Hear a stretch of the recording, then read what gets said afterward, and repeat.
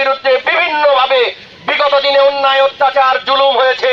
বিগত দিনে যারা সন্ত্রাস করেছে, অন্যায় অত্যাচার করেছে, তাদের লিস্ট আপনাদের কাছে আছে। মহল সারা বাংলাদেশে অস্থির পরিবেশ করার চেষ্টা করছে প্রিয় ভাইরা। তারই অংশ হিসেবে আমাদের জুলাই আন্দোলনের অগ্রণী নায়ক ওসমান হাদির উপরে নৃশংস হামলা হয়েছে। তাকে হত্যার উদ্দেশ্যে তাকে হামলা হয়েছে। আমরা এর তীব্র প্রতিবাদ এবং নিন্দা জ্ঞাপন করছি প্রিয় ভাইরা। আজকে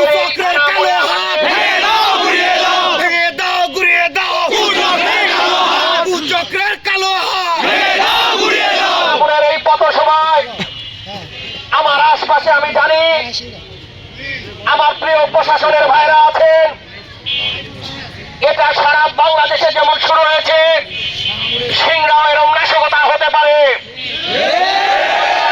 সজাগ থাকতে হবে।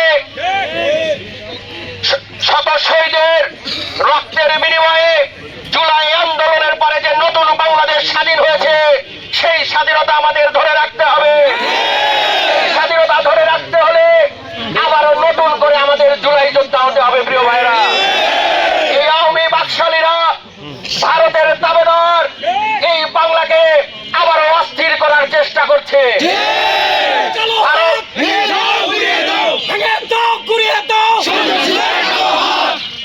আমাদের একটি অবস্থা হয়ে গেছে, ভারত বিরোধী কথা বললেই তার বিরুদ্ধে বিভিন্নভাবে বিগত দিনে অন্যায় অত্যাচার জুলুম হয়েছে। এখন প্রাণ নাশের হুমকি হচ্ছে। কতটা প্রাণ গেলে এর অবসান ঘটবে প্রিয় ভাইরা? ওসমান হাদি কিন্তু একটি কথা বলেছে তার সাক্ষাৎকারে, আজ থেকে কিছুদিন আগে, 2 মাস আগে কিন্তু বলেছে যে আমরা যে আগ্রাসনের বিপক্ষে আমরা যে আন্দোলন শুরু করেছি, যে যুদ্ধ শুরু করেছি, সেই যুদ্ধের হয়তো শেষ আমি দেখে যেতে পারবো না।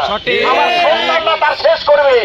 যদি তাও না পারে, তার সন্তানরা এই আগ্রাসনের বিরুদ্ধে আগামী দিনে সংগ্রাম করবে। এই ভারত বিরোধী এই বাংলাদেশকে একটি স্বাধীন, আবারও ভারত মুক্ত বাংলাদেশ গড়বে প্রিয় ভাইরা। আমরা কোনো যাই হোক, কেউ আমরা আমাদের প্রিয় নেতৃবৃন্দ আমরা কেউ আইন হাতে তুলে নেব না। আমরা যেহেতু প্রশাসনের একদম দ্বার প্রান্তে, এই থানা মোড়ে এসে আমরা আমাদের বক্তব্য সহ আমরা প্রশাসনকে জাগান দিয়ে গেলাম। সিংড়াতে যদি কোনো অপ্রীতিকর ঘটনা ঘটে, পরবর্তীতে কিন্তু বিএনপির নেতা কর্মীকে থামিয়ে রাখতে পারবেন না। সেজন্য আপনাদের কাছে অনুরোধ, এখনো যারা দোষর, আওয়ামী লীগের বিগত দিনে সন্ত্রাস করেছে, আগামী দিনে বিগত দিনে যারা সন্ত্রাস করেছে, অন্যায় অত্যাচার করেছে, তাদের লিস্ট আপনাদের কাছে আছে। আপনারা তাদেরকে ধরার ব্যবস্থা করে। বাংলায় হবে না সন্ত্রাসীদের ঠিকানা।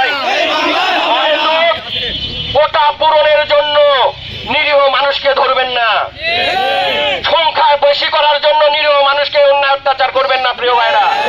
প্রশাসন কিন্তু এই 24 জুলাইয়ের পরেই কিন্তু প্রশাসনের একটি নতুন রূপ নিয়েছে। আমরা বিশ্বাস করি যে সেটা আপনারা বহাল রাখবেন প্রিয় ভাইরা।